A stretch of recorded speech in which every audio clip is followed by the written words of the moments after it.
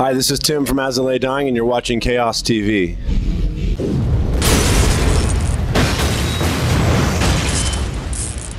Okay, so hello everyone, we are here at the Circus in Helsinki, Finland with Tim from As I Lay Dying. So first of hello and welcome to Chaos TV. Thank you. So you just played a show here at the Circus. How did the gig go? Oh, it was great. The crowd, it's always one of our favorite crowds every time we're in Finland.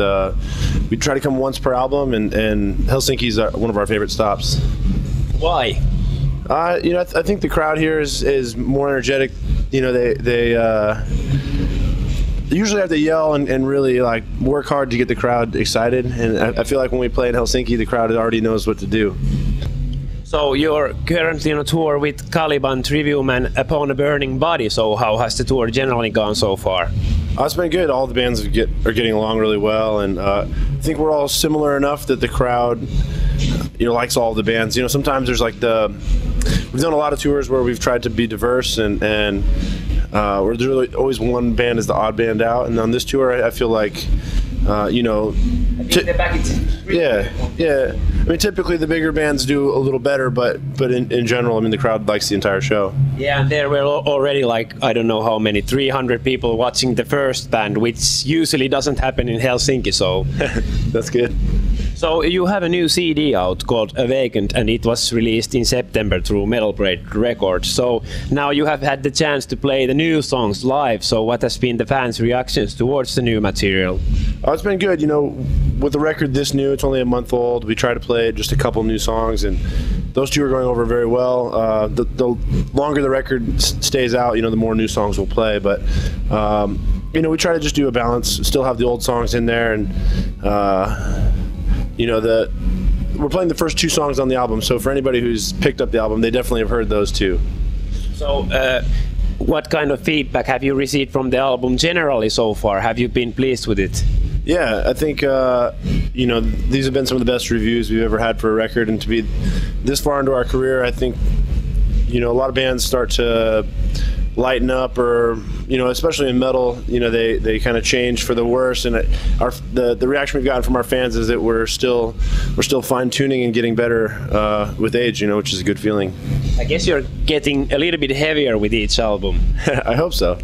That is your plan and goal.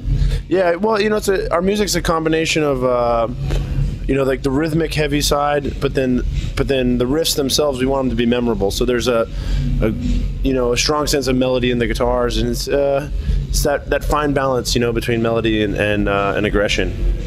So are you the kind of guy who reads the reviews, or do you try to avoid them?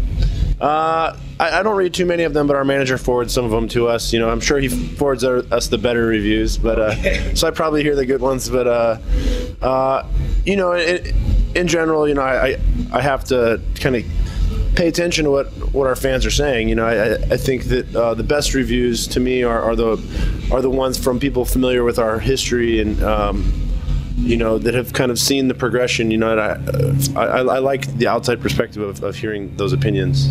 So have you ever gotten like pissed off reading a review? I only get upset when I don't mind if it's a negative review. I only get upset if the person doesn't get the point. Yeah, they never really gave it a fair listen, or they don't understand the context or something like that. But if it's an intelligent and well-written review, I mean, the person's entitled to their opinion.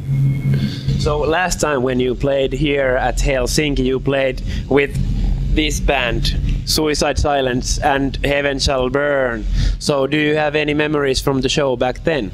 Of course, the timing, is very probably difficult for me to really dig into a lot of memories, because the recent events with Mitch. But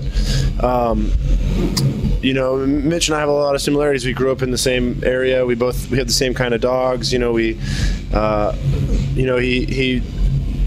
gave me very kind compliments on how when their band first started that I inspired him in some way or another, whether it be this type of stage performance he has, or I would assume, more just the energy. Their music sounds a bit different, but Mitch and I connected on a lot of things, and it's just, it's really hard to think of that tour. It just seems like it was so recent. You know, especially relative to our career. You know, it's only a couple years ago, and I don't know. I don't really have much to talk about it at this point. It's probably too hard for me. So where did you heard about it? I heard about it yesterday. Okay. And what were like your first thoughts about it? My first thoughts were that I didn't believe it. You know, I myself first thought it was a joke. Yeah. It's like one of those rumors that spread somewhere, and then somebody puts an end to it. But this time it wasn't. So. Yeah, I mean, you know, I've been riding Harleys for 4 years or so, and Mitch more recently got into riding and started riding more, and there's again another similarity, you know, in something we were able to you know, as friends, you know, it's good to have those things in common, you know, and it's now when I get home from this tour, I usually look forward to getting home and getting on my motorcycle and just going for a drive. I don't know if I would really enjoy that the same way, you know. So you have also plans with your other project, Austrian Death Machine, to release a new CD. So how far is actually that project at the moment? Yeah, I have you know, a handful of songs that have been done for a while. I just haven't had the time to record them. Every time I get home from tour, I think, oh, I'd love to record a new album, and then I just get caught up with, you know, regular life, whether it's you know, catching up on paying bills or whatever it is. You know, we're gone on tour months at a time, and when I get home, I want to just focus creatively on new music, but you know, my my personal life, you know, gets a little complicated, you know, after being gone all these months.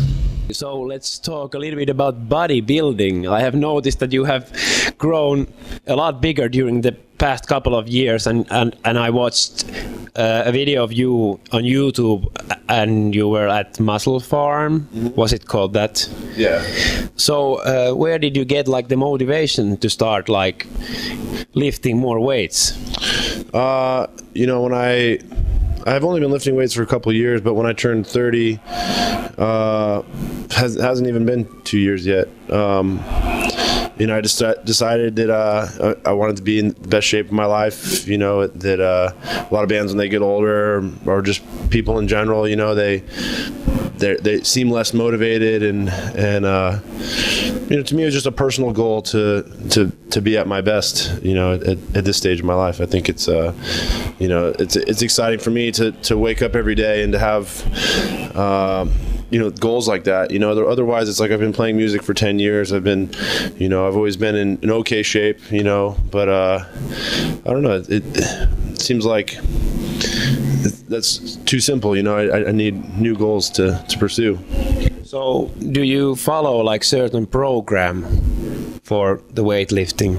You know, I've learned a lot of things from different people along the way, and I wish that I could follow a strict routine, but being that it's hard. Yeah. You're always on the road. Yeah, being that I travel, I have to just take the bigger principles and apply them to whatever I can get my hands on. Sometimes the only weightlifting I could do is at a local gym, you know, where they don't even have big enough weights to really, you know, strain my muscles, you know, so I have to like do high reps and things I normally would not do at home.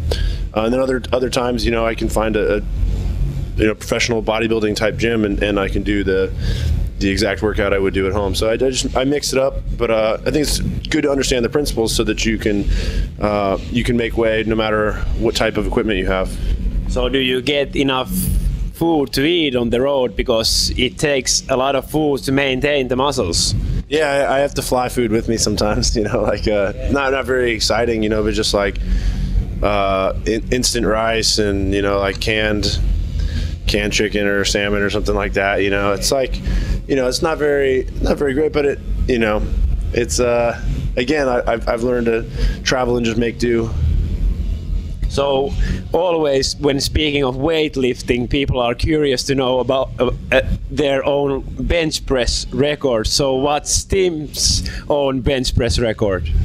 Well, you know, I haven't been much of an athlete in the last 10 years or so, but when I was in high school, you know, for playing like American football and basketball and stuff, the standard was always how many times you could bench press 225 pounds. You know, that was always that's what they did in the combines to try to, like, you know, when you were trying out to play college sports and things like that. And so I remember, like, that era of my life, I always wanted to be able to do lift 225, you know, as many times as possible. And I could probably now do it 15, maybe, you know, 16 times, you know, which is a good, you know, I think for how tall I am, you know, it's you know, something I'm proud of. But I don't really like do maximum weights, you know, that kind of stuff. To me, it's not worth the strain and the potential for injury. And I'm not trying to, like, be a strong man or anything. I'm really honest with the fact that I work out because I want to maintain a certain physique, and it's, you know, mainly, like, just visual for me. You know, I don't need to, like, lift up a car or anything like that. You know. So has it made, like, the performing live easier for you? Yeah, I mean, you know, I don't know if it's really easier so much as I think I feel more confident. You know, so you know, I never. Is it easier for the vocals? No, it's about the same. Well, you know, sometimes I work out before we play, and then my blood's going, and it's I think my voice stays in better shape that way. But in general, I mean, that's, you know, they're somewhat unrelated things. So thank you very much for taking time off to do this interview with us, and good luck for the future. Anything you want to say to your Finnish fans? You can hold the mic. Of course. And there's the camera. Yeah, like I said earlier, every time we stop in Finland and we play a show in Helsinki, it's one of our favorites for every album we play, and we promise to do our best to come back every time we release a new album. Thank you. Thanks.